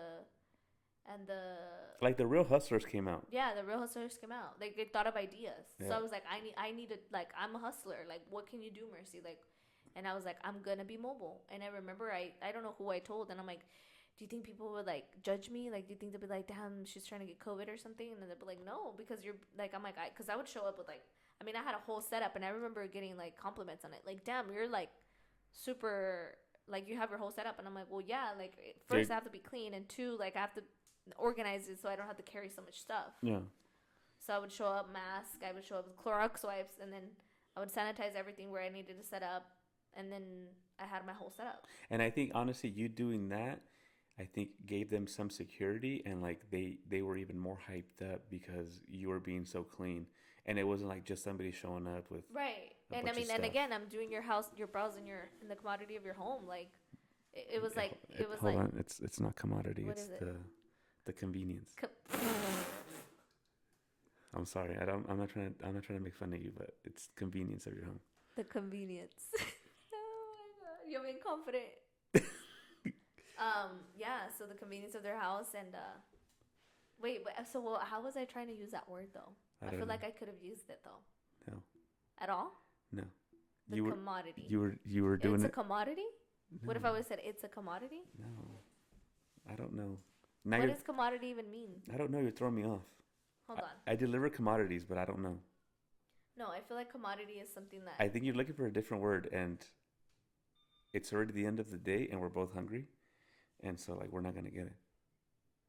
What is it? Oh, you're right. A raw material or primary agricultural product that can be bought or sold. What word am I trying to use? And it wasn't convenience. This is another word. Anyways, we're gonna go with convenience today. So, yeah, I think people were just happy that I was able to come to them, and everything was closed. Make them look beautiful. Yeah, I mean, because people were going through it. People wanted a sense of feeling good, especially women. They didn't want to be all falongas. Yeah, they were like, "What do you mean we can't go anywhere?" Like, they're like, "We can." My brows, I don't look good. COVID can kill us. At least I gave them a sense of like, I'm getting something done for myself. They're like, COVID can take us out, and I want to look good if I go out. And yeah, that was a hit. I remember at some point, I was like, "Oh my gosh, like, I don't think I can continue this. This is tough." Because I mean, I was traveling everywhere. I was traveling up all the way to Sacramento. I ended up traveling all the way to San Jose. And then I would travel I think I traveled all the way down to Visalia. Dang. But it was all the valley. I mean, Modesto, Turlock. Yeah, I remember when you used to go to San Jose. Churchilla, Merced, a lot of Merced, Los Baños, Gilroy, San Jose, Sacramento. I was everywhere. Literally. You were getting it.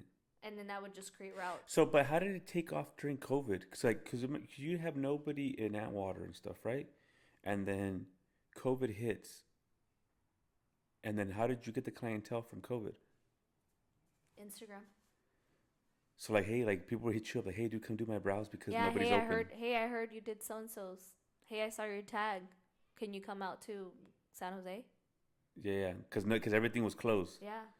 And I think I was the only one at the time doing that. That was actually down. Like, I mean, I'm telling you, like, people started following me from everywhere because they were tagging so many people. Yeah. And so, you got people from the Bay on your page. You got people from Fresno. And they're like, wait, I heard this girl's doing brow lamination, and she's mobile. Yeah. So they would hit me up. Hey, you did so-and-so's brow. Do you think you can come to Fresno? I'd be like, yeah, I'm down. How many people do you have? I could only do 3, though.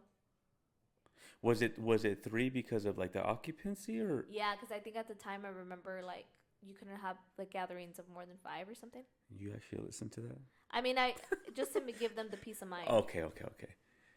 Yeah. If they had other people, I would just tell them there can only be 3 people in the room that I was doing it at. So like Yeah. if it was in your kitchen, only 3 people can be in the kitchen. No, okay. Like I had rules. Right, I get that though. That you're right. My bad, player. I was clowning, but you're right. Because like you were, I mean, nobody really knew what was going on. You were just trying to follow the rules a little bit. Yeah. You know what I mean? But it was just like, damn, you were there, and you're like, I need 3, and then they would leave, and the other 3 would come, or yeah, like if it was that way, like if they're like, well, it's more than 3, I'd be like, okay, well, once I'm done, then you can have them come.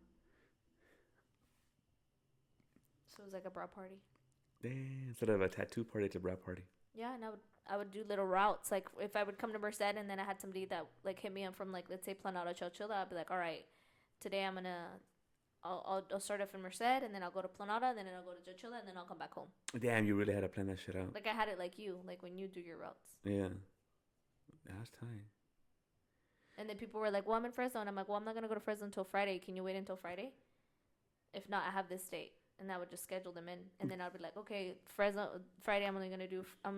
If I was like in Fresno, then I would do like, okay, if it's Madera, I'd be like, okay, Fresno, Madera, Chowchilla, and then come home. Cause I remember you were hustling, but I never really asked you how you would do it. Yeah. You know what I mean? Create little routes like that. Yeah. And then when did you go to Pinky's? So that's when I was doing the mobile, all of 2020. Right. No, I'm lying. 2020 started in February, January. Yeah, the vid shutdown started in March of 2020. So then I think I did that for March, April, May, June, July, maybe 6 months. Mm-hmm. I did the on the mobile. Yeah. And then I think in August is when I started at Pinky's. And that's when I was like, it was getting out of hand. Like I was like getting booked up. Like you were hella booked. Like I was like, okay, like I have enough people for me to go to a salon and then see them there. Like I felt confident to do that. But what's crazy to me is that like you went from nothing to like having your books pretty much booked for every day for like you did that like in a span of 6 months. Yeah. Because again, I was the only one. I think I just was smart about it. Yeah. It was just one of those things where like it just hit. Either I was lucky or I just knew how to market myself. I think what you were doing is you were marketing before the shutdown, and you were marketing so hard when the shutdown happened, nobody knew where to go, and like your name popped up. Yeah. And like I said, I was the only one that was being mobile. Yeah. Because everybody was too scared. And I was just kind of like, well, I'm going to go for it. And if I don't do it, then I'm not going to make money. Like I saw it as like this, I'm survival mode. Like I got to make money. Like I was just like literally like I needed it. It was fight or flight. Like I needed to pay my bills. Yeah. Because my parents were like, we'll give you a place to stay. But my dad was like, I'm going to pay your bills. You got to figure out your car and your gas. ¿Quieres andar pa' allá y pa' acá? He's like, pay for your shit. Damn. He had to put his foot down. They fed me. I mean, they're not going to not feed me, you know? Like, I didn't have to pay for groceries. But mom was like, you want your nails done? I'm not going to give you money for your nails. Yeah. And you always got them done, girl. And I always, like, they knew that I was like that. Mom was like, yo no te puedo pagar eso. Like, tú tienes que... Well, I remember my mom told me, like, give it up and go get a job at a bank. And I'm like, what? A bank? Like, you know I don't like that. And she's like, pues no hay trabajo. ¿Qué estás haciendo? And this is COVID. Yeah. Yeah. Yeah. Because I remember like for the first, when it had first started, everybody gave it a shot, right? Everybody like, all right, we're going to stay home. We're not going to do nothing. I don't think I stopped working. I don't remember, you know, but I know everybody was like, they're like, all right, we're going to listen. We're going to stay home for a couple of weeks and we're going to give it a shot. And is that when you were like, fuck, I'm out of work. I'm not working. Yeah, like I said, my dad was like, I think what hurt me the most is when my mom told me that. When my mom was like, pues no te está saliendo, ¿qué estás haciendo? Mejor aplica la Target o vétete a un banco. Damn. And I remember I was like, are you serious? Like, you know I love this. You felt like she didn't believe in you. Yeah, I was like, you know I love this. I might cry a little bit. Don't cry. Because like it hurt my feelings, you know? I was just like, how could you tell me to quit my dreams? And I remember I was like, and she was like, pues no te está saliendo. Like, mira, mija, like, pues por ahorita te vas y luego ya después. And I'm like, and I was like, no, like, I'm going to figure it out, Mom. I think it was the uncertainty. I think she was also scared, you know? I think she was. And that's when I was like, voy a ser mobile. My mom was like, pues, a ver, inténtalo, a ver qué. And sure enough, I remember she was like, shit, you're making money. And I was like, yeah. I was like, I'm booked, Mom. Like, I'm booked. And she was like, that's good. And then, I'm telling you, that's when I met the girls. And that's when I was like, okay, I feel confident. And they had already been, like, kind of, not bugging me, but they were, like, very, like, they really wanted me to go work with them. Like, the girls were like, we don't want anybody but you. Like, we already picked you. Like, we want you to come work. And I was like, all right. So I remember I texted Lucy and I was like, hey, I was like, can I come check out the room? And she's like, yeah, dude, it's there. It's for you. Like, whenever you want, like, come by. So I came and I saw it and I was like, all right, let's do this. Like, I'm down. And they were like, but we're closed. It's COVID. And I was like, I'll fucking operate outside. I don't care. I remember that. And then they were like, what? And I was like, yeah, Gavin Newsom let us operate outside. And I was like, and I saw businesses operate outside, so I'm going to make it work. And then they were like, you're crazy. And I was like, no, bitch, like, I got to make money. Yeah, money is the motive. So, you helped me with that. MOB, money over bitches. You bought me the little tent thing. Yeah. And that was a hit.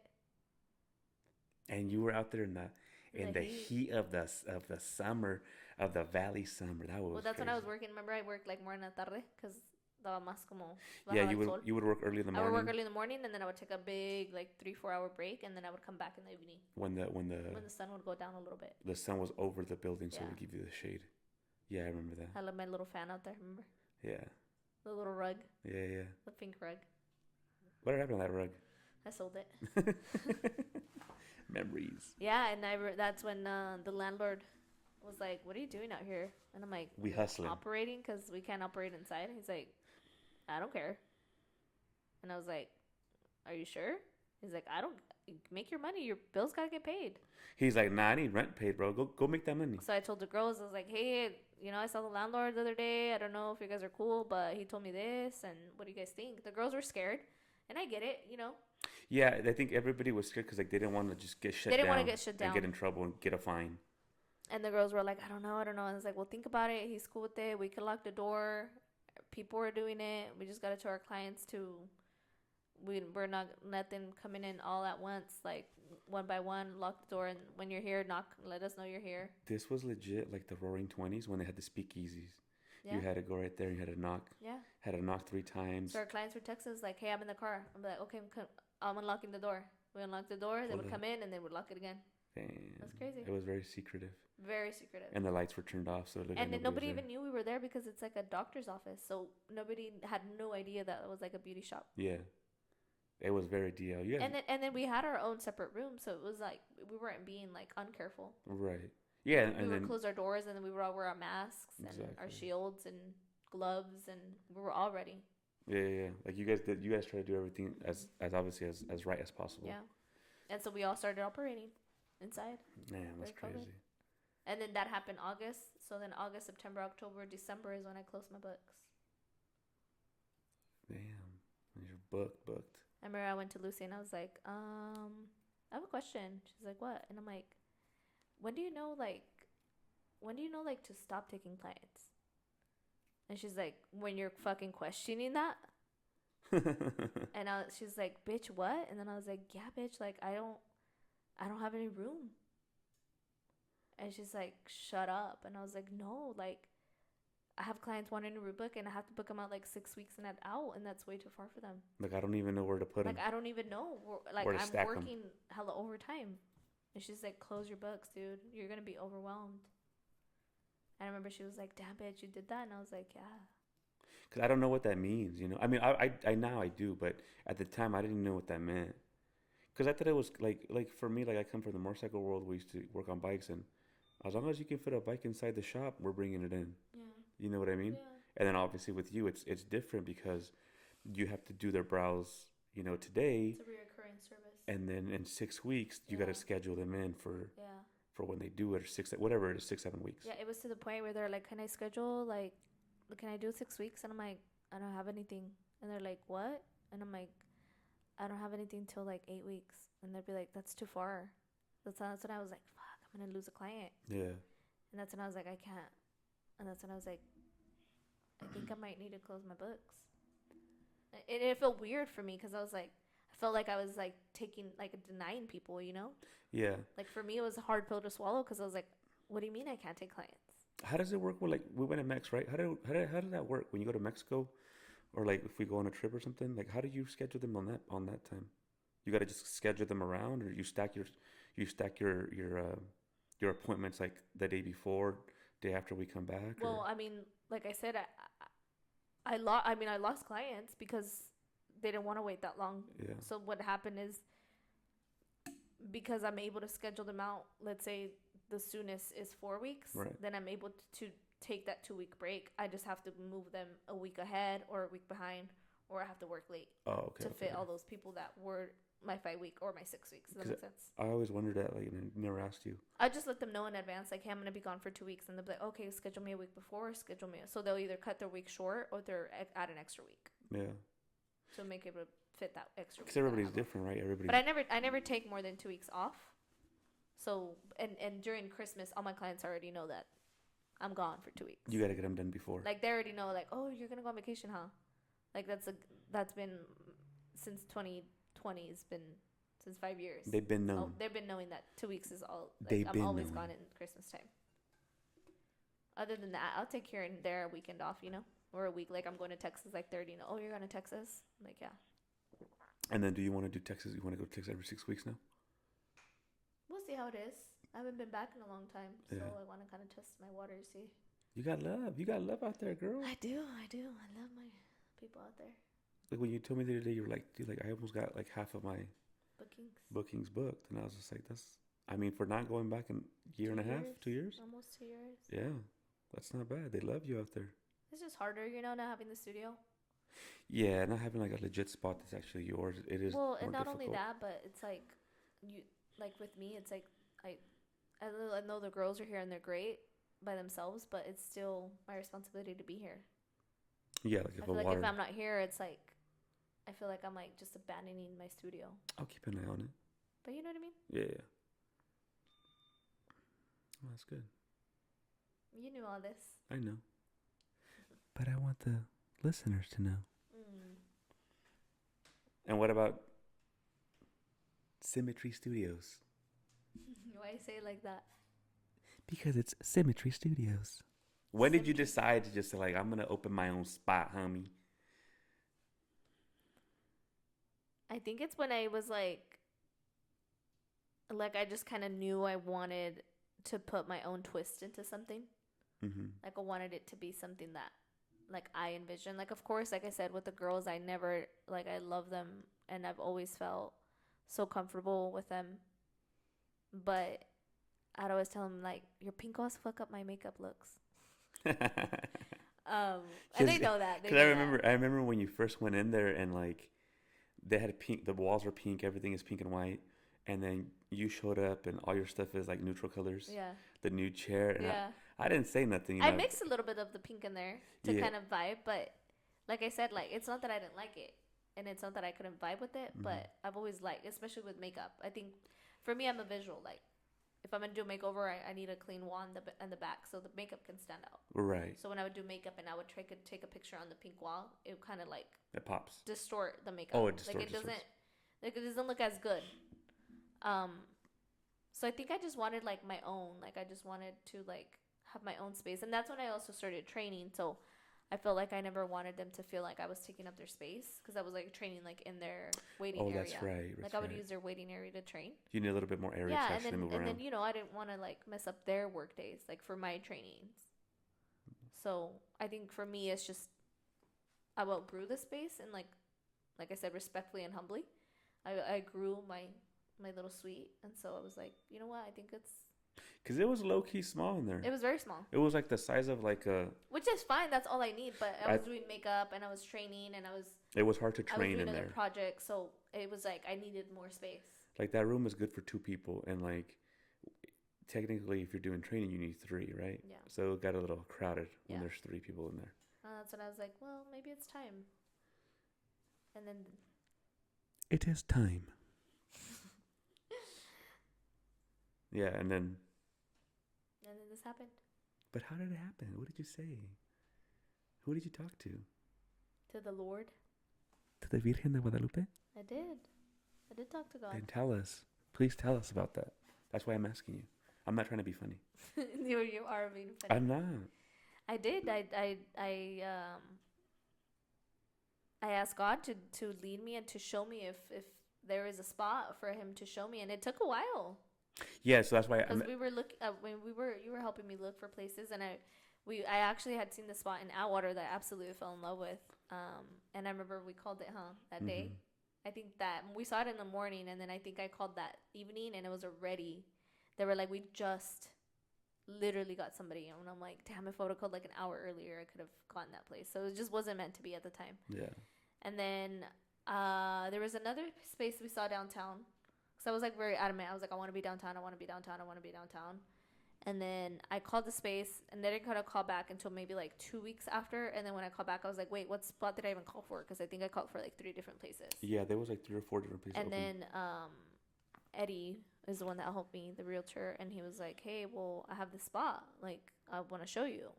It's bigger than what you're telling me you want, but just check it out. See what you think. And I'm like, okay.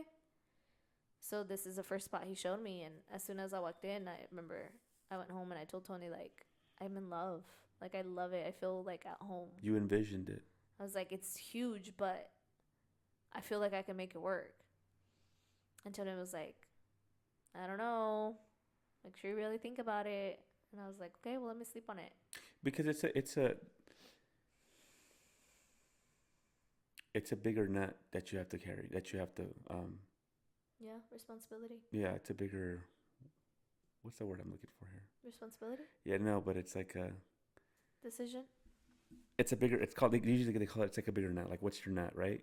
Meaning, like a squirrel goes and gets nuts. Like, how many nuts does a squirrel need to be happy?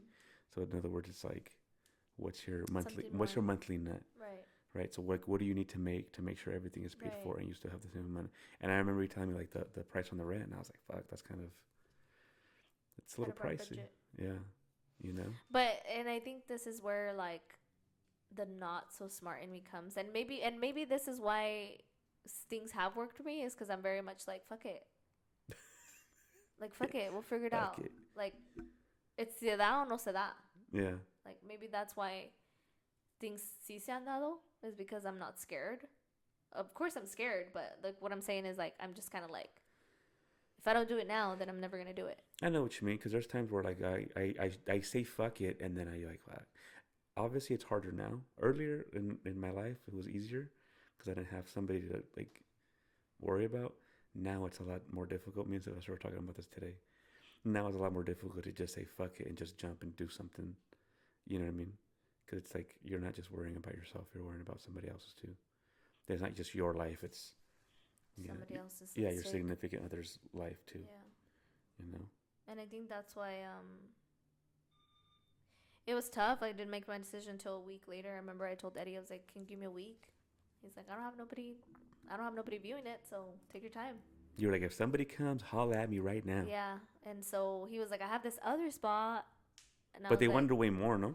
No, they wanted less, but it was very tore up. Remember? Oh. I told you that like the flooring was messed up, so it was gonna be a lot of I was probably gonna have to get somebody in there, and I was like, oh, it's too much work. Yeah.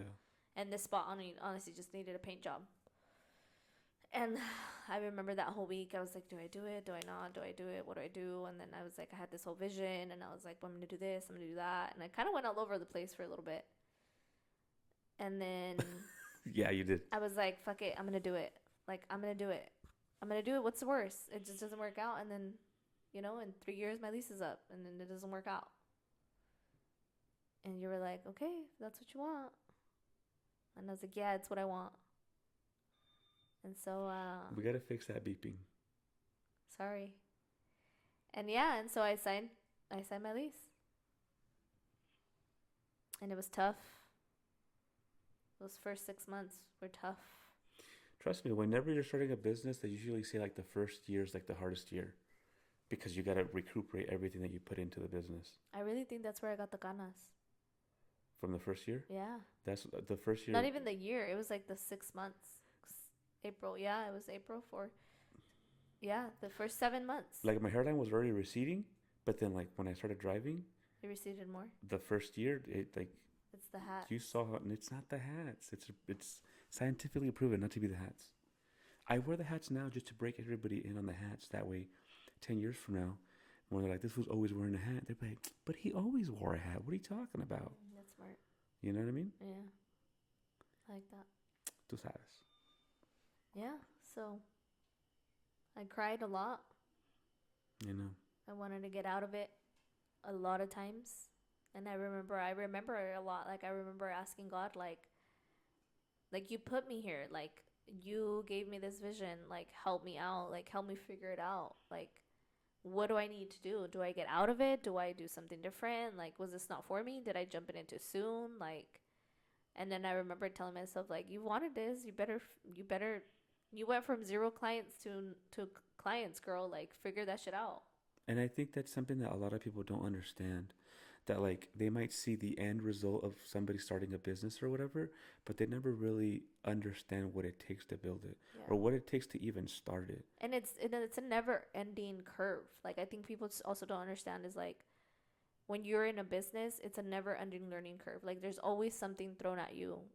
And you may see somebody be so successful, but you don't know the lessons or curves they've been through in order for them to figure it out.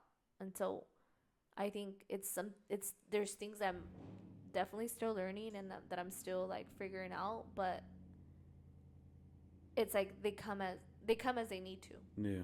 And at that moment when I was, questioning was this the right thing, I think I was so set on this vision that I had for the studio, and I didn't want to give up that little dream that I had, so I wasn't willing to pivot my ideas. And I remember you being like, just get other people, like just rent out the rooms. And I'm like, yeah, but that's not what I want to do with my studio. Like I want it to just be a brow studio, and I want to have this and I want to have that. And you were just like, yeah, but you're not doing that, so just get somebody in there now, so your rent isn't so crazy. And I was like, no, no, no. And then sure enough, God answered my prayers. And Clarissa, I had was doing her makeup for her wedding. And God answered my prayers. yeah, he really did.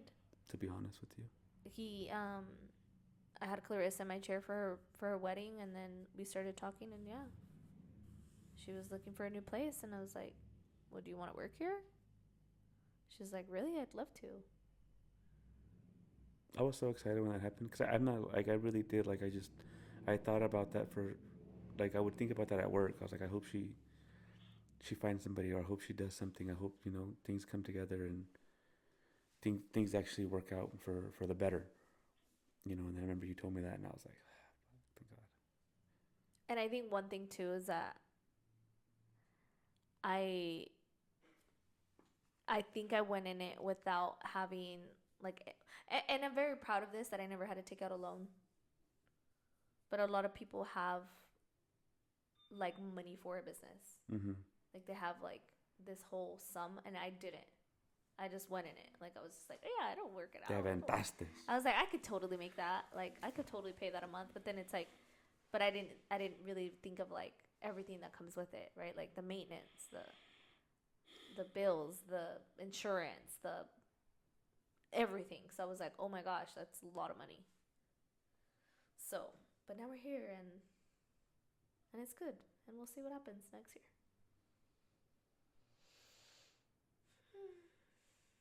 All right. Well, I think. Any other questions, sir? No, I think we're good there. Did I answer all of your Is concerns? Is there anything that you got coming up that you might want to let my viewers know? I'm a Pilates instructor, so I will be working out of Reforma Studio in Los Baños probably once a week.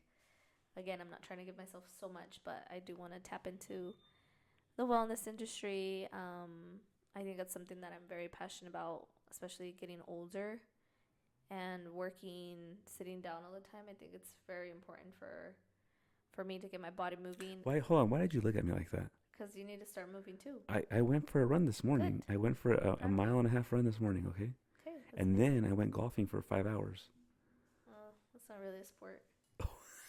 Anyways. It's more like a hobby. Excuse me.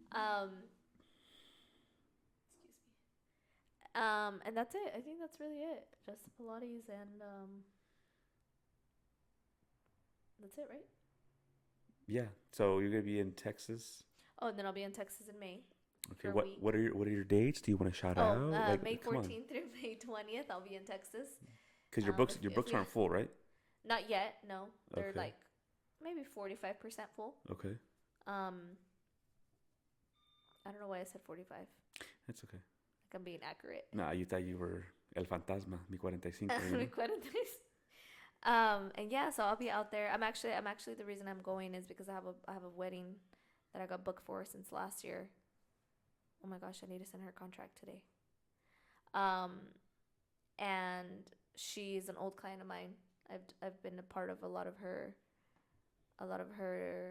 big events. Like quinceañera, stuff like that? Not quinceañera, but a lot of her events. Okay. And Not her quinceañera, but I mean like... oh no, it was mostly like, I think it was like her graduation and like, I don't know, like her baby shower. I can't remember. But yeah, so I got booked for that, and so I kind of just took the opportunity, and I was like, you know what, I'm gonna be out here. Let me add an extra week and come see some clients, because my cousins are always telling me like, dude, they still ask for you, like people still tell me like, does Mercy not do brows? Like she does not come, and I'm like, oh, that's cool. And then a lot of my Texas writers still message me too. They're like, when are you gonna come to Texas? We miss you. Get that clientele back so we can move to Texas. And yeah, so that's why I'm like, you know what? Let me even if I don't get booked crazy, like I want to see my people. Like I want to see you guys. I miss you guys. I really do. Miss the vibes. Miss the platicas. I miss what's happened in the last 2 years. I want to know what's up. I've been a part of a lot of your guys' milestones, so I wanna connect back with you guys. So yeah, that's it. All right. Well, it was good talking to you today. Definitely. What are your ats?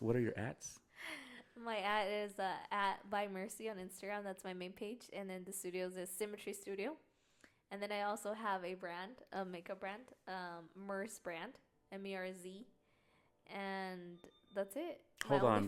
My OnlyFans. Hey, relax. So ByMercy, Symmetry Studio, and then Merz brand. I'm sorry. Tell me more about Merz brands. Merz brand. I said brands, huh? Yeah, you did. It's all right. I'm not even trying to talk Merz shit. brand. Merz brand. I mean, I think it's just like I think it's an extension of me. Well, no, not that I think. It's an extension of me, of what I do, and it's just something that I just wanted to do for my clients. I know I always get asked like, do we have a brow pencil? Do you have a brow gel? Like they're always wanting something. So I'm like, you know what? Like I need to do something. And so, yeah. And the other day, like, and again, this is me, like, kind of just, like, speaking my thoughts. But the other day, I kind of, like, asked myself, and I was like, what does Merz brand represent? And I was like, do I need to do a rebrand? Because I couldn't really answer that question. You need to do a rebrand. Like, I couldn't really answer what it really is. And I don't like that.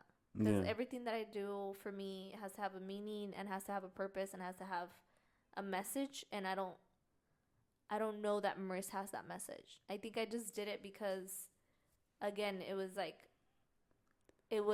merch or something to sell to my clients because it's obviously a necessity, and obviously I do love brows and I do love like having them go home with something, but I don't know that I have a message with it, and I don't.